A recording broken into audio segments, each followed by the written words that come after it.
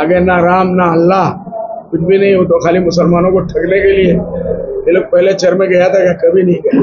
ले जाके एक रात बांध के रखो जयंत वल्लभ को, तो पार्टी छोड़ देगा, पॉलिटिक्स भी छोड़ देगा। इतना मच्छर उसको काटेगा, इतना काटेगा। ओके,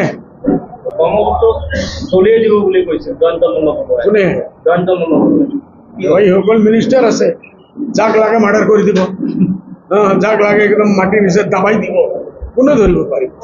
আল্লাহৰ ওচৰত আপোনালোকে দোয়া কৰো, আল্লাহ সিসকলৰ গজবৰ পৰা আমাক বাঁচাওক, আৰ আল্লাহৰ গজবৰ পৰা সিসকলক বাঁচাওক। বিচাৰিব এই যে আমাৰ যে চিফ মিনিস্টাৰে আজি 3 মাহৰ পৰা কৈছিল মুছলমানৰ ভোট নালাগে, মিয়ার ভোট নালাগে, মিয়া আমি একদিন সাফ করে দিম। মই চ্যালেঞ্জ করেছিল, বলে জিন্দগির মাঝে আপনি মিয়াক সাফ করে দিন। গুৱাহাটীত 3 দিন ঈদৰ কাৰণে যেতিয়া মানুহ যায়, আমাৰ এই মানুহবিলাক যোৱাৰ কাৰণে গুৱাহাটীৰ টাউনটো কবৰস্থান হৈ যায়। এইবাৰ ঈদত বহুতে মিডিয়ায় দেখাইছে কবরস্থান হয়েছে। আর হেমন্ত সাহেব আমার শাহ নাম যমুনাमुख হয়েছে, सब जगह गई, हे बाबा दे दे बाबा, कुछ अल्लाह के नाम पे भीख दे दे बाबा। हे मुसलमान भाइयों, मेरी बहनों, मैंने जिस मुर्गे को बेइज्जत किया, मैंने मुसलमानों को बेइज्जत किया, वो सब भूल जाओ और मुझे थोड़ा वोट दे दो। अगर वोट नहीं दोगे तो दिल्ली में मेरी सरकार गई। ৭৫ কোটি টাকা পাইছে, তেওঁ কোনো ধৰণৰ কাম কৰা নাই, গতিকে আমি ইনকোয়াৰি লগাম, ইমিডিয়েট ইনকোয়াৰি বহিব। কোনে? জয়ন্ত মল্ল বৰুৱা। 1000 ইনকোয়ারি লগাও। ৭৫ কোটি টাকা পাইছো মই। জয়ন্তকে নাম এই যে ধুবুৰী ফুলবাৰী এটা ব্ৰিজ আনিছো, তেখেত জানে নেকি এইটো কিমান কোটি টকা? মেডিকেল কলেজ আনিছো, তেখেত জানে নেকি?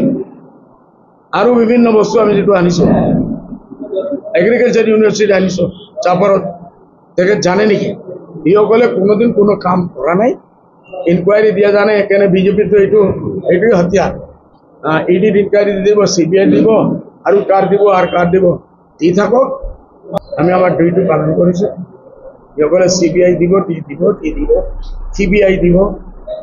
হেল্ল, ইমান ডাঙৰ ডাঙৰ দাৱা কৰাৰ আগত ভাল কৰি ফ্ৰুট খাওক, ড্ৰাই ফ্ৰুট খাওক, অলপ মগজৰ শক্তিটো বাঢ়িব। এই যে কৈছে কোন আছে? জয়ন্ত বল্লভ। ঠিক আছে, আপোনাৰ বেটি অকলে থাকিব না এবাৰ? ইনশাআল্লাহ আছে। চাও না ইমান ডাঙৰ ডাঙৰ মানুহ থকাৰ পিছত আৰু কি ইনশাআল্লাহ থাকিব, আৰু ভাল হৈ থাকিব। আমাৰ এটা পৰিকল্পনা আছে। BN কলেজক ফাৰ্স্ট টাৰ্গেট কৰছি আমি। গোৱালপাৰাত যে মেইন ৰোডেৰ উপৰত কলেজ আছে, সেইটো ইউনিভাৰ্সিটি আনাৰ আমাৰ প্ল্যান আছে।